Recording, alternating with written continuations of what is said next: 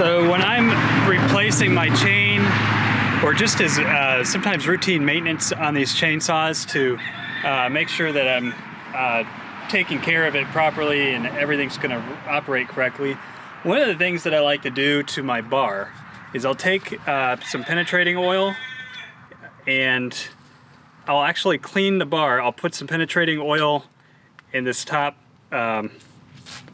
just sprayed myself. But I'll put the penetrating oil up in this top gear and then all the way down the bar and just kind of let that penetrating oil go into there. And what that's doing is sometimes you get grit and grime buildup inside your bar if you are cutting in some nasty conditions. And so the penetrating oil is basically getting in there and helping me free up any dirt and grime that's in there. When I first started doing this, you could actually feel it on the bar here, turning this gear. There was just some junk that was mixed in there. I like to get that operating real nice and smooth. And then what I'll do is I'll take like a pocket knife, something small, and just run it down the bar on the inside and clean out any junk that's up in there. Because again, there's grime. I've got some grime that I've wiped off with my knife here, the back side of the truck. I'm just getting rid of anything and finding any potential snags in the bar that could cause my chain to run into some friction and come loose. So I want this to be nice and smooth all the way down. I don't want anything snagging it. And I don't want grime in there. Grime is bad news. You want your chain to be running as smoothly as possible. If grime was a good thing, they'd come with it in there.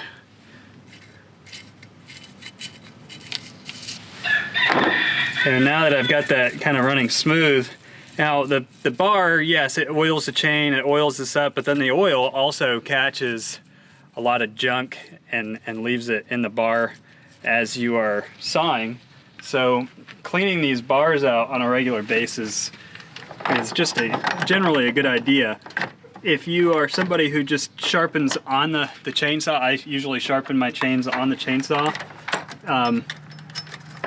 You need to remember every now and then to take that off and clean it out to avoid getting too much grime and junk built up in here. Putting the chain on is pretty easy. You loosen the bar all the way up and just kind of work around the tip there. This chain is giving me a little bit of a hard time. There we go, got it on. Make sure everything's running nice and smooth. It is. Now your teeth generally are on the top side facing this way, so it's cutting as it pulls back and cutting as it pushes forward on the top side. When you hear me talk about kickback, what I'm talking about is down here where the teeth come around. This bar does not have the same safety mechanisms as a consumer chainsaw, so if you run your finger on it, you'll see your finger will catch the chisels a lot easier. As those chisels catch a piece of wood up at the tip here, what will happen is it'll fling the chainsaw back, and as it flings back, that's why you have the chainsaw brake on top here. You should be able to hit the brake and disable the chain from operating. But it's very important to always keep an eye out for kickback when you're working with these things. But what I like to do here when I put my chain on is I clean that bar out and I just run the chain through it a few times to make sure everything's spinning the way I want it to. This is probably not the best spot to do this because the truck is kind of knocking it around. Go. And I like to make sure nothing's snagging. It's hitting down there.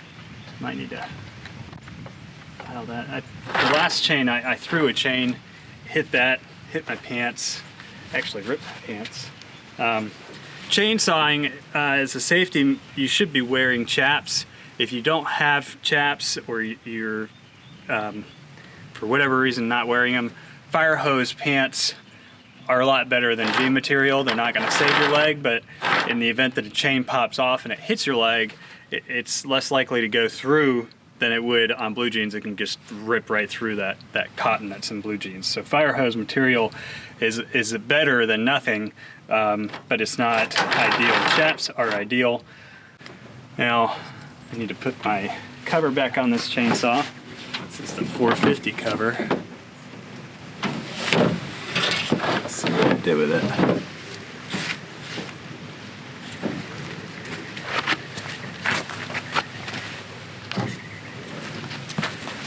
Now when I put the cover back on the chainsaw, again, I like to come in before I just put it on and clean this thing out. Penetrating oil helps clean just about anything under the sun. So if you've got some of that, you can use it. The penetrating oil doesn't last. It kind of goes away. So as you work in the oil, the bar oil into this compartment and the rest of your chainsaw, the penetrating oil will just kind of go away. But I don't like to clean this stuff with water, just because I don't want to do anything that could possibly rust any component of my saw. So penetrating oil is usually my go-to choice. And again, if you get it on the ground, because it's such a thin oil, it dissolves and breaks down very quickly. It's not something you really have to worry about. And to me, cleaning this stuff out is just a really important step for the longevity of the chainsaw. It doesn't have to be super clean. It just needs to, it's your opportunity to get rid of as much grime and junk in the chainsaw as possible before you go working it hard again. And this brake, I slightly damaged it the last time the chain came off. It shows you how powerful and destructive even a loose chain can be. It's got a little bit of a chewed up part to it. And I like to put the chain on the loosest setting when I'm putting a new chain on, or the tensioner. That allows me to easily slide everything into place. Before you take this cover off, you want to make sure that your brake is disengaged. If the brake is engaged, it's going to be a real pain to try and get this thing back on there, because it's not going to want to go back over the sprocket. And the brake itself on the bottom of this thing is real hard to turn, so it turns into a headache if you don't disengage your brake before you remove this cover. Now, what I'll usually do is put these on very loosely. You want them on just enough to hold the cover in place, but you don't want to tighten down on these yet because the chain is still very loose.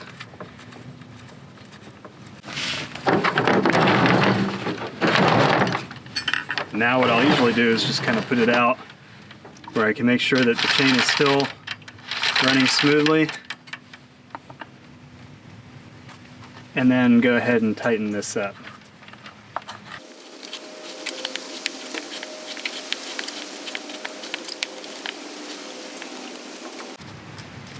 You want to have some give in your chain. You don't want it as tight as I have it on that Craftsman. Just want it a little bit of give.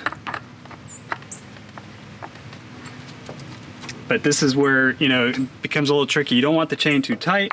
You definitely don't want it too loose. And you want to make sure that you're keeping the bar clean and clear in between cuttings. So the only reason why people generally will sharpen a chain on the chainsaw is because it makes it easier to sharpen the chain.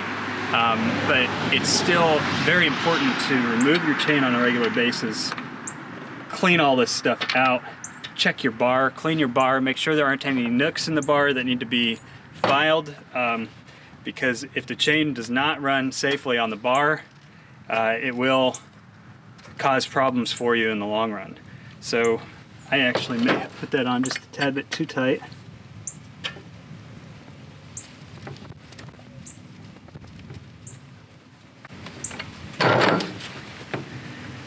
that's pretty much it. In between each time you cut and at every fill up, you need to make sure that you are checking your bar oil, which is in this front compartment.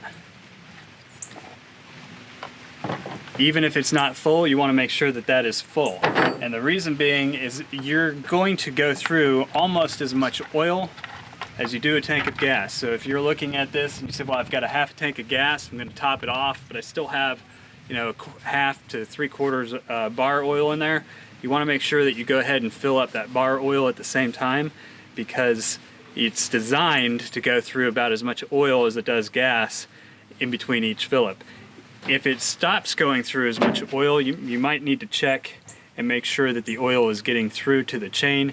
You don't want to burn these things out by not putting in oil or having oil in there and running it dry, because that will burn your motor out, it'll burn the chainsaw out. It's bad news. But always put bar oil in with the gas.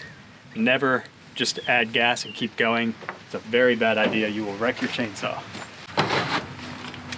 So I always use the gasoline mixture that is designed by the maker of my chainsaw. Well, if it's like a Husqvarna or a Stihl, I would use their mixed oil and their gas, because number one, if you read their warranty, it really, a lot of it comes down to fuel mixture. So by using what they provide, their mixture, you can't possibly void your warranty.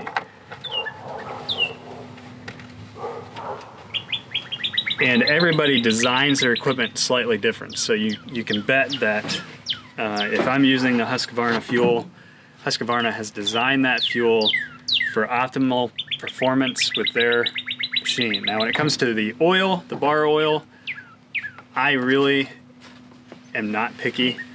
This is the County Line oil. This is just some oil that they sell at the gas station. I'm going to be going through this oil so quickly, and it's basically hitting the bar. As long as it lubes it, I'm fine with it. But I always use bar oil. I never use motor oil or anything like that, because oil thickness is important, and bar oil should be all about the same thickness, and that's what's important. When it's going to break down quickly. Doesn't matter how good it is in that respect. It's just the thickness and its lubing capabilities that are important. So you don't have to worry about the high mileage stuff in one of these. Oil doesn't stick around. Anyway, that's what I do to get my chainsaw ready.